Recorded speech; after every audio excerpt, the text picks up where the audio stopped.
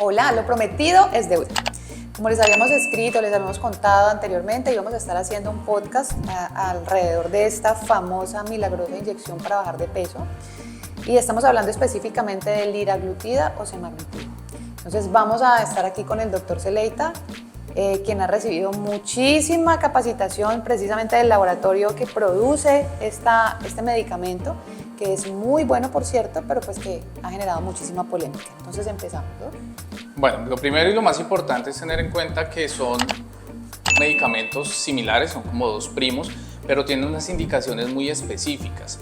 Para nosotros acá en Colombia, el INVIMA regula el uso de los medicamentos. Específicamente, liraglutide es un medicamento que podemos utilizar para control de problemas de peso. Pero semaglutida, que tiene también una aplicación similar, pero para Colombia únicamente está autorizada y aprobado para pacientes diabéticos tipo 2 que requieren eventualmente un apoyo también con el tema del peso. Bueno, tenemos otra pregunta. ¿Qué condiciones debe tener la persona para su aplicación? La indicación es un paciente mayor de 18 años, el límite superior en edad son 65 años. Pacientes básicamente sanos, porque es un medicamento, va a tener efectos secundarios en el cuerpo del paciente, entonces hay unas exclusiones muy puntuales. No se puede aplicar en pacientes embarazadas, en pacientes lactantes, ya lo dije, menores de edad, en pacientes que tengan enfermedades tumorales en la tiroides. Inclusive no pueden tener antecedente familiar cercano de cánceres de tiroides, pacientes que hayan tenido pancreatitis. Vamos con la siguiente. ¿Qué recomendaciones se debe tener? Hay que tener en cuenta que es un medicamento. Todos los tratamientos farmacológicos van a tener unas recomendaciones muy específicas respecto a la dosis que se debe usar, la frecuencia de la aplicación, cuidados inherentes a la misma aplicación, ya que es un inyectable. Esos cuidados específicos son los que le explica uno al paciente en la valoración médica, porque son diferentes los manejos, las posologías, las frecuencias, según las necesidades del paciente. Bueno, tenemos que tener claro que hay dos, estamos hablando de dos, ¿no? Liraglutide, que es la que está indicada para el manejo de peso, y la semaglutida, que es la que está indicada para pacientes diabéticos. Correcto. Que tiene efectos en el peso también. Correcto. Definitivamente es un medicamento que es para control de peso en pacientes diabéticos. Con unas connotaciones diferentes, y específicamente es un paciente diabético al que no le está respondiendo bien el tratamiento farmacológico de base para su control de diabetes. Es un coadyuvante para apoyar el tratamiento de la diabetes, que tiene un efecto secundario, y el plus es que puede ayudarnos a reducir el peso. Exactamente. Entonces, este medicamento es un medicamento para pacientes que tienen esa enfermedad, que tienen esa patología, que como efecto secundario da la reducción de peso, pero no es que una persona vaya a buscarlo para bajar de peso. Exactamente. Lo importante es hacer énfasis en eso. La semaglutide se utiliza para pacientes diabéticos que no están controlándose bien con el medicamento de base, que al poner ese medicamento nos puede ayudar a controlar peso, pero su indicación primaria no es reducción de peso. Para eso se creó la liraglutide. Exacto. Si tengo un peso de 80 kilos, ¿me lo puedo aplicar? Siempre y cuando el paciente no tenga una contraindicación de las enfermedades que hablamos previamente, podría aplicarse liraglutide para el control del peso. O si el paciente es diabético y no tiene una adecuada respuesta a su medicamento, en ese caso podría utilizarse semaglutide. Pero solo para bajar de peso, semaglutide no, liraglutide. Exactamente. Por eso es importante la valoración médica, para que ustedes sepan cuál de los dos medicamentos o cuál de las dos inyecciones se pueden aplicar. ¿Cierto? Correcto. Así es. ¿Cuántos kilos se baja por semana? Es muy relativo. Los pacientes que tienen mayor peso tienden a perder más peso en las primeras semanas. Un paciente que no requiera perder tanto peso no va a perder tanto peso en la primera semana. ¿De qué va a depender? De muchos factores. La respuesta intrínseca del paciente al medicamento, pero también su adhesión a los cambios dietéticos, su actividad física. Son 4 las variables que influyen en la reducción de peso del paciente, y todas esas las manejamos acá en la clínica. No es un tratamiento farmacológico específico, hay que ver las diferentes esferas que componen la afectación en por qué el paciente se subió de peso. Sí, es importante que también tengan claro que esas esferas de las que habla el doc están compuestas por el plan alimenticio, es decir, su modo de alimentación, la actividad física, que es indispensable, no se puede eliminar, la parte psicológica. La parte psicológica es fundamental. Si no se trata, tampoco estaremos haciendo un tratamiento integral y no podríamos tener la respuesta adecuada. Y la cuarta es el medicamento. parte farmacológica, exacto. Así es. Bueno, ¿cómo funciona este tratamiento? Es un medicamento similar a una insulina en el sentido de que es líquido, se aplica alrededor del ombligo, en una zona que tenga algo de grasita, y el medicamento va a afectar el cuerpo enlenteciendo que el estómago se vacíe.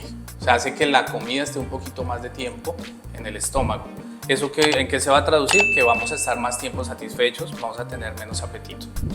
Adicionalmente, a nivel cerebral, hace que el cerebro se sienta más tranquilo, menos antojos, menos necesidad de picar, más satisfecho también por más tiempo. Entonces, ambos factores van a hacer que el paciente termine comiendo menos. Exactamente. ¿Qué es lo importante aquí? No es ir a aplicarse el medicamento y ya. ¿Por qué? Porque estas indicaciones o este comportamiento del medicamento en el organismo hace que pueda traducirse en una desmejora de nutrientes. Al no tener tanta hambre, al comer menos, podemos tener un déficit nutricional. Entonces, por eso es que es importante tener un apoyo completo para que el resultado sea totalmente efectivo. Correcto. Bueno, ¿realizan algún tratamiento de adelgazamiento para niños de 8 años? Claramente, en la clínica tenemos diferentes tipos de tratamientos para las diferentes edades de las personas, desde niños hasta adultos muy mayores. Además de cuando tienen enfermedades específicas como la diabetes, tiene que tener unas condiciones nutricionales diferentes. Igual si es diabético, insulino o no insulino, o si son madres lactantes. Para cada tipo de paciente con problemas de peso tenemos un programa ideal, especialmente seleccionado para ellos. Es que lo importante es que en edades tempranas los niños pueden empezar a desarrollar esos hábitos, ¿no? Es fundamental porque un niño que sea obeso, que tenga problemas de peso, muy seguramente va a ser un adulto con sobrepeso porque viene con unas costumbres nutricionales que no son adecuadas y claramente conllevaron a ese acúmulo de calorías pues, en forma de grasa. Si no cambiamos esos hábitos desde temprano, pues antes de la adolescencia preferiblemente, las estadísticas muestran que van a ser adultos que van a mantener los problemas de peso. Es real el tema que hay niños que tienen una enfermedad congénita, es decir, nacieron con algún problema, ¿cierto? En ese momento habría necesidad de medicamento. Pero hay muchas familias que dicen, es que como todos somos obesos o como todos sufrimos de obesidad, pues el niño también va a sufrir de obesidad. Entonces terminan recurriendo a temas médicos antes de cambiar esos hábitos. Sí, los estudios muestran realmente que padres obesos van a tener hijos obesos. ¿Por qué? Hay estudios que hablan desde la microbiota, o sea, las bacterias que tienen los pacientes en su intestino, que es similar a la de su grupo familiar. Ellos pueden influir en cómo se absorben y cómo se liberan los carbohidratos al torrente sanguíneo. Pero también la evidencia grande muestra es que los malos hábitos de los padres han sido replicados en los niños y desde esas pequeñas infancias. Uno puede encontrar bebés de 6 meses que pesan casi el doble de lo que deberían pesar. Al estudiar qué fue lo que sucedió, eran niños que fueron mal alimentados, fueron sobrealimentados, le daban teteros en cantidades exageradas, lo que conllevó a que su estómago se agrandara muchísimo y es un niño que siempre iba a tener hambre. Entonces, un niño que desde bebé, desde su primera infancia, ya tiene problemas de peso. ¿Generado por quién? Pues por la inadecuada atención de los padres, muchas veces y la gran mayoría por el desconocimiento. Claro, no, y finalmente lo que yo siempre he dicho, ¿no? La industria alimenticia ha hecho maravillas para antojarnos de muchísimas cosas y a mí me da risa porque a mí en consulta me preguntan mucho, bueno, pero es que, ¿por qué tengo que suspenderle al niño el azúcar o los dulces o las golosinas? Y cuando yo era chiquita yo comía dulces y golosinas y yo no tengo el problema de obesidad que tiene mi hijo. O sea, ahí es donde uno les dice, no, claro, es que en nuestras épocas no había la cantidad de aditamentos y de suplementos y de cosas que le están metiendo ahorita. Totalmente, es el reparo típico de las mamás, pero mucho más típico aún de las abuelas. Yo crié 10 hijos con arroz, papa, yuca, plátano, jugo dulce, postre, bocadillos, panela y todos están bien. Pero entonces va uno a mirar los 10 hijos y ya hay 3 diabéticos, 2 hipertensos, uno ya le hicieron un reemplazo de rodilla, el otro va para la cadera. Lo que se sabía en ese momento no es lo que sabemos ahora. En este momento tenemos la tecnología para medir cuántas calorías te aporta una papa salada versus una papa en puré. Ya sabemos que es mucho más en puré, sin tener que poner otros ingredientes adicionales. Ya podemos saber por qué los jugos no y entender por qué no. Porque estás tomando un agua azucarada finalmente porque pues, la fructosa es el azúcar de la fruta y si tú lo licúas Luego lo cuelas, te estás tomando un agua azucarada a la cual le botaste la poquita fibra que tenía. Entonces, si uno no le enseña eso al paciente, no va a entender el por qué. Porque no podemos ser la típica consulta de la EPS, no coma esto, solo va a comer esto y esto, esto. Y no entiende por qué, no aprende. Exactamente. Si tú le llegas al paciente y le explicas, mira, vas a comer esto, porque si esto lo haces así, la preparación va a ser esta, el resultado va a ser este. Además, lo interesante acá es que el paciente se va entendiendo el por qué, lo va a querer aplicar y casi siempre lo van a replicar con su familia. Va a ir a explicarle a la mamá, a la abuelita, porque ya no tomamos jugo, sino tomamos agua con la sobremesa de las comidas. Entonces es muy importante porque es un tema educativo y si todo no nace desde allí, desde el fondo de cambiar ese chip, pues el paciente va a volver a llegar al punto que empezó, que es con sus problemas de malnutrición y de sobrepeso u obesidad. Total. Bueno. Entonces, tratamiento para niños, claro que sí hay, definitivamente no con medicamento. No. A menos que tengan una patología específica. De base, sí. De base, exactamente. Pero a los niños definitivamente no, pero tratamientos sí los hay, súper efectivos y responden rapidísimo. Bueno, ¿cuál es la duración del tratamiento? Pregunta. Es una muy buena pregunta, pero es una pregunta que no tiene respuesta. ¿Por qué? Porque no es lo mismo un paciente de, digamos, unos 55 metros de altura, que pesa 110 kilos. Ese tratamiento muy seguramente va a ser un poquito largo, versus un paciente de 1,70 que pesa 80 kilos, que necesitamos reajustar un poquito sus parámetros. Por ese lado, de los objetivos a perder, pues va a diferir el tiempo, obviamente. Pero también va a diferir el paciente qué tan adherido esté a los cambios nutricionales que sugiramos, si realmente se cuida, si peca o no peca.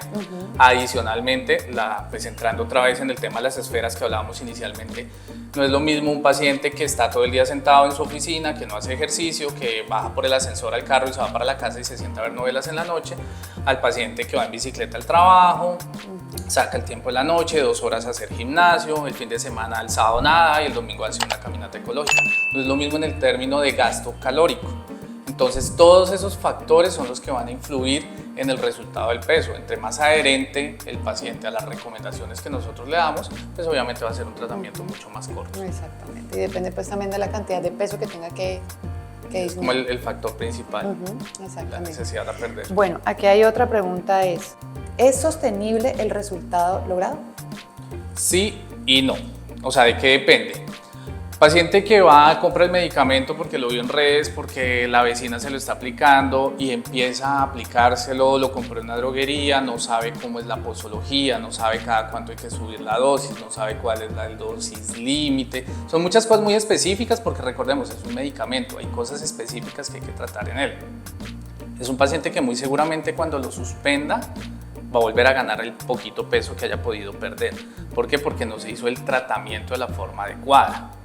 ¿Va a ser sostenible el resultado del tratamiento? La otra respuesta es sí. Un paciente que tenga el acompañamiento médico, nutricional, con todo un equipo multidisciplinario que nos ayude a manejar esas esferas, que nos sepa manejar la posología, la cantidad del medicamento, cada cuánto, cómo, cuándo se sube, cuándo se mantiene, cuándo se baja.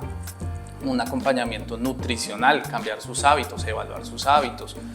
Ya lo hablamos, el tema del ejercicio y especialmente que mantenga esos cambios. Esos pacientes, eso lo demuestran claramente todos los estudios científicos, son los que logran mantener e inclusive siguen perdiendo peso después de terminar el tratamiento. Exactamente. Bueno, aquí hay algo que sí me gustaría que comentáramos, no sé si te has pasado en consulta, llegan pacientes que dicen, yo sí he comprado ese medicamento en la farmacia. Y cuando estamos hablando de ese medicamento, estamos hablando de semaglutide. Sí, me ha pasado con ambos de hecho, con liraglutide y con semaglutide. Tristemente, pues sabemos que el mercado ilegal acá creo que es en todos los aspectos, inclusive en la parte farmacológica, que es complicado. No sabemos realmente qué están comprando, porque sabemos que acá que falsifican hasta un acetaminofén. No sabemos qué líquido puede llevar la pluma. No sabemos, recordemos que es un medicamento supremamente moderno, eso es ADN recombinante, eso es algo de ingeniería genética muy moderno, y eso hace que el medicamento tenga que estar refrigerado, si no, digamos que se va como a morir. No sabemos si han respetado esa cadena de frío en el lugar donde lo tienen guardado para vendérselo al paciente. Porque es que partamos de algo, lo que es semaglutida no está permitido la venta en ninguna farmacia. No se puede vender, solo se consigue en mercado negro. Exactamente, y si van a una farmacia y lo encuentran, seguramente ya estamos mal. Estamos mal, sí. No es. O no tiene la cadena de frío, lo que tú dices, o quién sabe cómo han llenado esa pluma. Exactamente, o sea, ese es el riesgo. Wow. Y fuera, entre comillas, algo tópico que te vas a contar, pues no es mucho el riesgo de alergia ya, pero es algo que estás inyectando dentro de tu cuerpo. Entonces, si no es un medicamento que realmente se ha conservado como debe conservarse, no tienes idea qué puede ocasionar, desde una infección hasta, no sé, fibrosis o cualquier otro tipo de alteración dentro del tejido donde lo inyecten. No, o una bacteria. O sea, de ahí para allá lo que tú quieras, porque desconociendo cómo son las prácticas para hacer el refill, el relleno de esas plumas, de dónde salieron esas plumas, si las sacaron de los desechos hospitalarios, de la basura, no tengo ni idea, o si simplemente son copias del cartucho, pues no vendrán estériles, no vendrán con las mejores prácticas para que no se vaya a infectar, y finalmente a la gente lo único que le interesa es vender. Ya lo que pase con el paciente ahí para allá, pues el paciente mismo será el que tenga que asumir. Esa es la importancia de no caer en lo que hacen todos, en que mi vecina se aplica eso y ella se la ponen a esa dosis, yo me imagino que será dosis para mí. De que me la venden por internet o que Pepita Pérez me la envía, yo la consigo, no sabemos la procedencia y la calidad que pueda tener ese medicamento. Y obviamente el efecto en el cuerpo puede ser cualquiera. Definitivamente. Y mira que hay otra pregunta que dice, ¿su aplicación depende de la valoración médica? Me imagino que están hablando de las dosis. Muy seguramente sí, claramente sí, es un medicamento, todo medicamento única y exclusivamente puede ser prescrito por un médico, nadie más puede prescribir. Entonces, cuando uno va a hacer una prescripción del medicamento que sea, tienes que valorar al paciente, conocer sus antecedentes personales, sus antecedentes familiares, hacer un examen físico, saber si ese paciente es idóneo o no es idóneo para recibir un medicamento.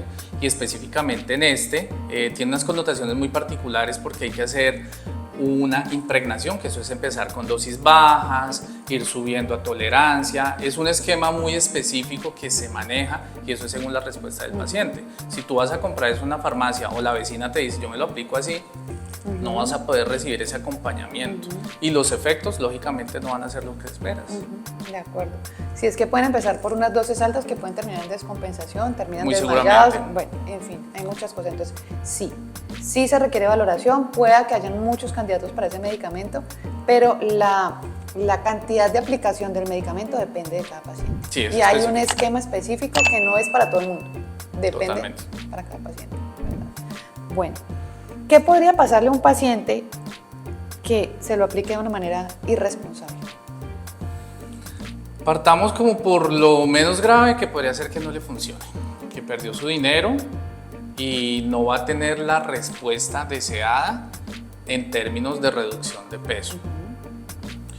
De ahí para allá, mayor frecuencia de efectos adversos si no empieza con las dosis adecuadas, si no va haciendo el escalamiento, la titulación que se debe hacer.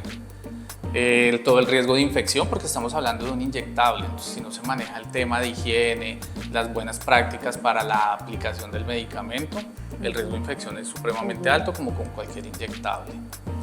Y si no se ha conseguido, el suministro de la inyección no es un lugar confiable, pues lo que se pueda uno ocurrir, como lo que hablamos, infecciones, lesiones del tejido, quién sabe qué efecto adverso podría aparecer, o sea, pueden ser muchos y pueden ser de todos. Esa es la importancia, volvemos a recalcar, de adquirirlo en sitios confiables, previa valoración médica, para saber realmente ustedes qué es lo que están comprando, porque lastimosamente en el mercado negro creo que se consigue de todo. De todo, sí, no hay garantía de nada. Absolutamente. Bueno, algo que me parece que es importante que les contemos es que además del déficit nutricional, esto puede también caer en una pérdida de masa muscular. Sí. Que dependiendo de la edad es bien delicado, ¿no? Es gravísimo. Hoy en día sabemos que no sabíamos nada antes del músculo. Antes el músculo era para mover, para hacer palancas y ya. Hoy en día sabemos que el músculo es un órgano metabólicamente activo supremamente importante, tanto como un corazón, un pulmón, un riñón. Entonces, siempre estamos en defensa de mantener la masa muscular. Si el paciente simplemente empieza a aplicarse el medicamento, hace una dieta que se le ocurrió a él, puede perder peso y no a expensas de grasa, sino a expensas de la masa muscular. Sacar músculo es muy difícil, es muy demorado. Las dietas no son las mismas dietas para una persona de 20, de 40 o de 70 años. No son las mismas dietas para un hombre o para una mujer. No son las mismas dietas para un deportista o para alguien que está en una oficina todo el tiempo. Eso va a variar mucho. Y si no se hace el acompañamiento, la suplencia nutricional como debe ser, van a haber desbalances de uno u otro. Y el riesgo grande es pues la afectación global que pueda tener, porque si hacen una dieta demasiado restrictiva acompañándole este medicamento, con toda seguridad el paciente se descompensa y mínimo termina con una hipoglicemia en urgencias, por ahí desmayado o algo así. Ay, sí, complicado. No, y en las mujeres yo creo que es importante que hablemos de esto, ya yo estoy entrando en el tema de la menopausia, ¿no? O sea, en este momento esta masa muscular lo que hace es proteger toda la parte esquelética, y nosotros las mujeres definitivamente cuando entramos en esta etapa que ya me está tocando a mí, que es el tema de la menopausia, el tema de la masa muscular se vuelve súper importante, porque la masa muscular recubre todo ese esqueleto, y nosotros las mujeres empezamos a caer en osteoporosis. Entonces, ojo, las mujeres mayores de 45 años o de 40, ¿no? Desde 40. Con este tipo de medicamentos, porque empiezan a verse secas, flacas, sí, por fin lo logré, y lo que están perdiendo es toda la masa muscular y los problemas vienen después. O sea, es que hay que pensar en verse bien ahora y en el futuro. Totalmente. Mira que ese tema es muy importante por lo que hablamos, ya de músculo sabemos mucho. Ahorita sabemos que ese tema del peso para la estatura está absolutamente mandado a recoger. El índice de masa corporal está mandado a recoger. Van a salir nuevas escalas que hablan de... No tienen en cuenta el peso, sino nos van a decir saludable metabólicamente o no saludable metabólicamente. Porque tú puedes medir 1,65 y pesar 80 kilos porque eres fisiculturista y vamos a ver cuánta grasa tienes y no, pues es mínima, estás perfecta, no hay ningún problema. Pero si mides 1,65, 90 kilos, una masa muscular súper flaca y unos depósitos adiposos, o sea, mucha grasa abdominal, o sea, la mayoría de tu peso es a expensas de la grasa. A eso es que le apuntamos. A este paciente sí es que nos vamos a dedicar y tenemos que bajar. Fíjate que antes se pensaba que los abuelos se caían y usaban bastón y tocaba ayudarlos era porque estaban viejos y ya estaban desgastados. Ya sabemos que simplemente es porque su masa muscular se atrofió. No tienen adecuada masa muscular para sentarse, para ponerse de pie, para poder caminar bien. Por eso hay mayor riesgo de caídas. Si hay mayor riesgo de caídas, en mujeres mayores especialmente, mayor riesgo de fractura. El músculo como tal, si tú trabajas tu músculo, exiges para que el hueso esté robusto, esté firme. O sea que no vas a desarrollar osteoporosis. Si hay osteoporosis, el riesgo es altísimo de fractura. Casi siempre fractura de cadera, que en muchas de las ocasiones la gente no pensaría que una fractura pueda ser mortal, y en un abuelo muy mayor o en una abuela específicamente pueden ser mortales por las comorbilidades que tiene ese paciente ya de 75, 80 años, porque lo hospitalizan para esperar la cirugía y allá hizo una neumonía, hizo un trombo, cualquier cosa y se murió el viejito. Y algo que hubiera sido totalmente prevenible. ¿Cuándo hay que empezar a trabajar el músculo? El último vagón para subirse al tema de musculación son los 40 años.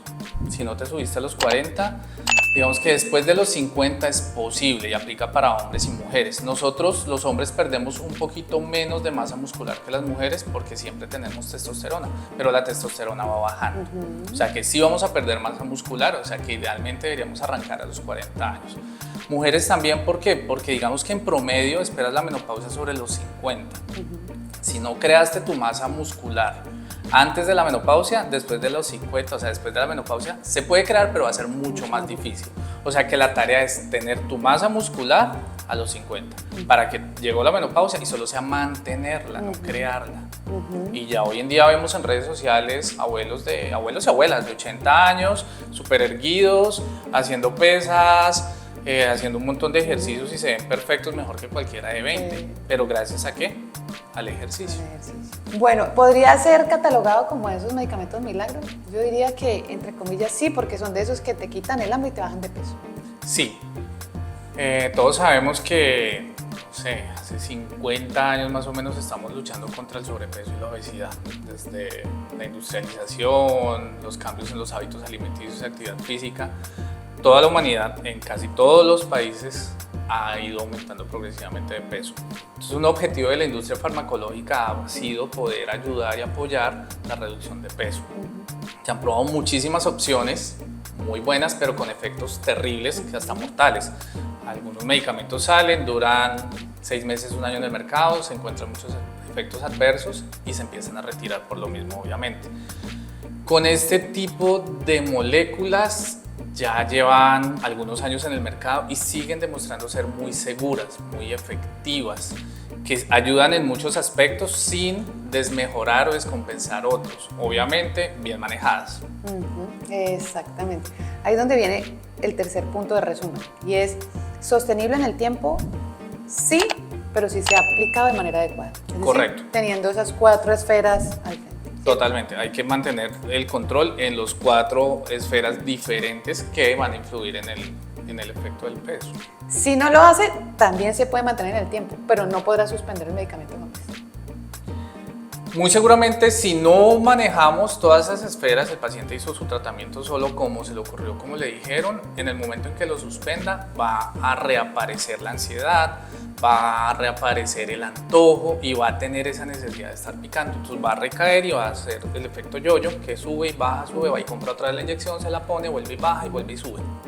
Y metabólicamente es delicadísimo y es grave, no solo por el efecto de estar jugando con las hormonas, con medicamentos, sino porque le está entregando un mensaje inadecuado a su cerebro, de que bajo de peso, subo de peso, bajo de peso, el cerebro va a entender otras cosas y finalmente el producto de esa mala información que llega al cerebro va a ser es guardar grasa porque estamos en déficit calórico, estamos comiendo mal, hay medicamentos, no hay. Todo va a conllevar a que ese cerebro entienda de que estamos pasando algún problema a nivel nutricional y por eso empezamos a bajar de peso. Entonces es necesario guardar esa grasa pues, en el abdomen, en donde acumulamos todos grasa, para cuando lleguen esas vacas flacas. Definitivamente, si no hay un acompañamiento estricto, no hay un buen programa al que el paciente se pueda ceñir, el efecto va a ser un fracaso. Sí, va a ser peor el remedio que la enfermedad. Que totalmente. la enfermedad. No sé tú qué opinas, a mí me parece que es una muy buena opción para algunas personas y hay que, obviamente, como decimos, ver primero la evaluación a esas personas que necesitan ese empujoncito y decir, listo, arranque, pero arranque haciendo todos los cambios que tiene que hacer en sus hábitos. Vea los resultados, suspenda y siga solo, acompañado con el tratamiento y va a lograr no solamente bajar de peso, sino cambiar su vida completamente. Es que cuando uno baja de peso, y lo vemos en los pacientes, ¿no? Su nivel de concentración, su nivel de sueño, su autoestima, todo. Mejora todo. Mejora en todos los aspectos. Mira que eso es muy cierto. Yo siempre le digo a los pacientes, tenemos 2 opciones para bajar de peso, a las buenas o a las malas. ¿Qué es a las malas? Por la EPS, cuando usted llegue allá, le digan está hipertenso, está diabético, se le está dañando la cadera, se le está dañando no sé qué, se infartó, se preinfartó, tiene que bajar de peso y tiene que bajar pronto, porque entre más tiempo dure así, pues más riesgo de que la enfermedad avance. O por las buenas, que es por las buenas. Yo siempre le digo, y habrá pacientes que seguramente me estén viendo y lo recordarán, que por las buenas es buscar. Tengo diferentes opciones. Esta clínica me llama la atención. Miremos a ver qué ofrecen, cuál es el programa. Cuando yo busco cambiar algo, cuando yo busco buscar nuevas alternativas para mejorar algo que yo ya detecté, pues eso ya me habla de un paciente con el que tengo ganado el 75%, porque es que hay interés, el paciente quiere hacer las cosas. ¿Qué necesita? Un acompañamiento. O sea, el paciente es el que va a hacer la mayoría de las cosas, necesita un poquito de dirección, necesita aclarar un poquito muchos conceptos que de pronto estaban errados en su conocimiento, y eso lo hacemos nosotros. Y siempre les digo, listo, arrancamos la parte nutricional, no haces ejercicio, vamos a arrancar, vamos a empezar de cero todo y vamos a hacer todos esos cambios ya de una. ¿Por qué? Porque lo vas a sentir. Y lo vemos los pacientes que en la primera semana pierden un gran porcentaje de peso y me siento tan diferente, me siento más vivo, me siento más activo, ya me puedo bajar a amarrarme los cordones, ya camino por las escaleras y no me ahogo. Con un tratamiento apenas en una semana, simplemente quitando muchos alimentos que son proinflamatorios, mejoran una cosa impresionante, mejoran migrañas, mejoran intestinos irritables, mejoran estreñimientos, alergias, es una cantidad y los pacientes pueden dar fe de ello. Y eso es lo mejor, porque el paciente llega súper motivado y quiere continuar el tratamiento, sino ya... O sea, ver resultados. Exactamente. Los vive. Exactamente. Y sabes que hay algo que me encanta de acá donde trabajamos, y es que acá todos procuramos en enseñar, ¿no? Porque una cosa es que tú vayas a la EPS porque los he visto, vienen aquí con unos papeles fotocopiados, sí, no, esto no coma, pero no entienden el por qué. Tampoco respetan como esa individualidad, ¿no? O sea, es que ya no me entra el desayuno.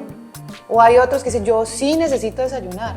Entonces, aquí uno sí adapta las necesidades y los gustos del paciente en los programas. Y fuera de eso, uno les enseña. Tú también les enseñas un resto. Porque creo que los compromisos de nuestros pacientes se logran porque entienden el porqué. Ese es como el quick y ese es el secreto del éxito que nosotros tenemos. Porque realmente es eso, es entender ese paciente que odia los vegetales y si va al EPS y le dice, lo siento, tiene que comer solo lechuga y zanahoria, desayuno, almuerzo y cena, ya. No va a volver a los controles, no va a perder un peso y dice, pues me muero así, pero me muero feliz. Pero cuando tú personalizas un programa que te gusta, que no te gusta, negociemos esto. Hagamos esto 2 o 3 veces por semana y yo soy flexible en esto, pero tú vas a ser flexible en esto también. Entonces eso ayuda. Y mira que definitivamente el éxito, y sobre todo no tanto para bajar, el éxito para que el paciente mantenga su peso, es que él entienda los procesos, entienda cómo se comporta cierto alimento en su cuerpo, porque si a esta hora y por qué no a la otra, o porque sí mezclado o porque no mezclado. Entonces el paciente se va con ese conocimiento claro para su casa y lo va a aplicar toda la vida. Y se lo va a aplicar a sus hijos y a la familia. Entonces realmente no estamos impactando solo al paciente, sino estamos impactando a todo su grupo familiar, a la vecina, a la amiga, etc. Sí, eso es cierto. Bueno, entonces esperamos pues haber respondido a todas sus inquietudes, que tengan claridad en el tema. De verdad, no hagan compra de estos medicamentos en farmacias porque no se los van a vender y si se los venden, no es. Totalmente de acuerdo.